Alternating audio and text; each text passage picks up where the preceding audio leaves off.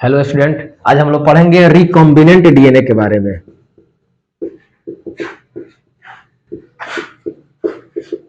यानी इसको बोलते हैं हिंदी में पुनर्योगज डीएनए।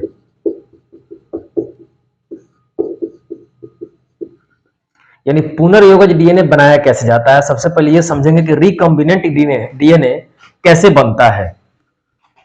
मान लीजिए कि ये कोई प्लाज्मिड है, ये कोई प्लाज्मिड है, इसको हम लोग इसमें से हम क्या करते हैं कि कुछ भाग काट के निकाल लेते हैं। जैसे यहां से मान लीजिए कि हमको एक वांछित डीएनए सबसे पहले काटना होता है कहीं से। वांछित डीएनए का मतलब होता है डिजायरेबल डीएनए।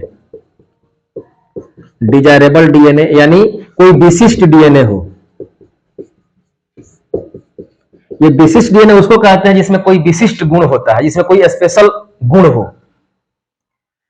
इस स्पेशल गुण का हम लोग कॉपी तैयार करना चाहते हैं, यानी इस स्पेशल गुण वाले डीएनए का कॉपी बनाना चाहते हैं। जब कॉपी बनेगा तभी हम कोई दवा बना सकते हैं, या कुछ प्रोटीन बना सकते हैं, या कोई एंजाइम बना सकते हैं। अब इसका कॉपी तैयार होगा कैसे? तो इसको हम लोग क्या करते हैं, एक वेक्टर लेते हैं, एक प्लाज्मिड लेते हैं।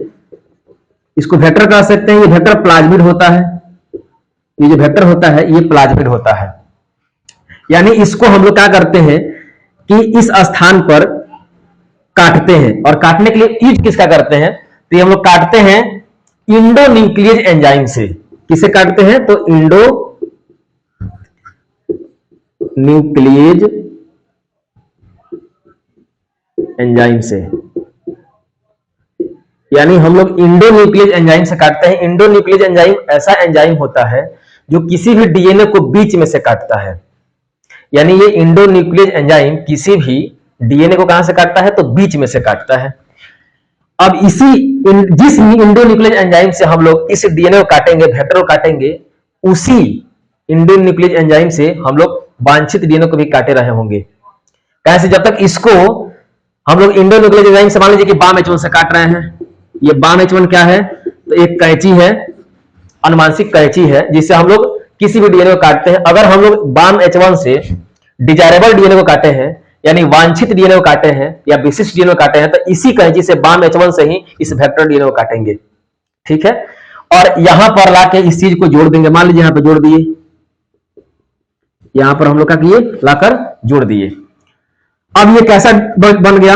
अब ये बन गया, मान लीजिए यहां पर लाके जोड़ दिए, यहां पर ये जुट गया। ये वाला चीज यहां से हटा देते हैं, यहां पर दिखा देते हैं ये है डिजायरेबल डीएनए, और इस चीज को लाके हम लोग यहां पे जोड़ दिए हैं। अब ये बन गया रिकॉम्बिनेंट डीएनए। यानी किसी नॉर्मल डीएनए में ये बन गया रिकॉम्बिनेंट डीएनए। यानी हम लोग किसी नॉर्मल डीएनए में या प्लाज्मिड में जब कोई विशिष्ट डीएनए जोड़ देते हैं तो उसको हम लोग बोलते हैं रिकॉम्बिनेंट डीएनए। यानी ये इसमें कुछ बदलाव हो गया। अब इस चीज को हम लोग किसी पोसी में डालते हैं, यानी किसी होस्ट में डालेंगे। जब किसी होस्ट में डालेंगे, और होस्ट में डालने के बाद से इसको हम लोग पीसीआर मशीन में डालते हैं। पीसीआर यानी पॉलीमरेज चेन रिएक्शन।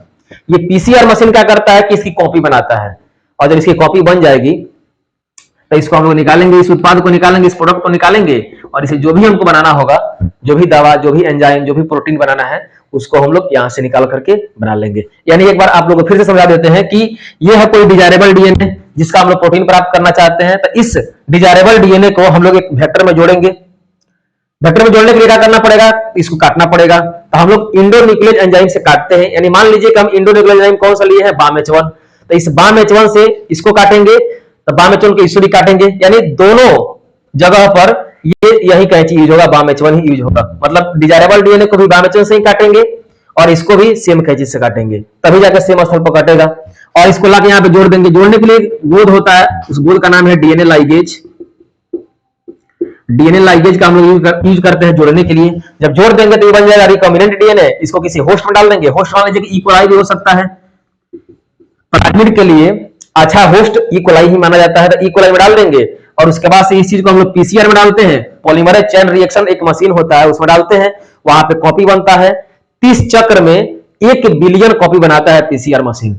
तो कॉपी जब बन जाएगा तो इसको हम निकालेंगे प्रोडक्ट को। अब यहाँ पे जो भी हमको प्रोडक्ट बनाना होगा, एंजाइम, प्रोटीन्स, उस चीज को बना लेंगे। ठीक है? और मार्केट में बेचने के लिए इसकी जांच भी होती है, क्वालिटी टेस्टिंग होती है।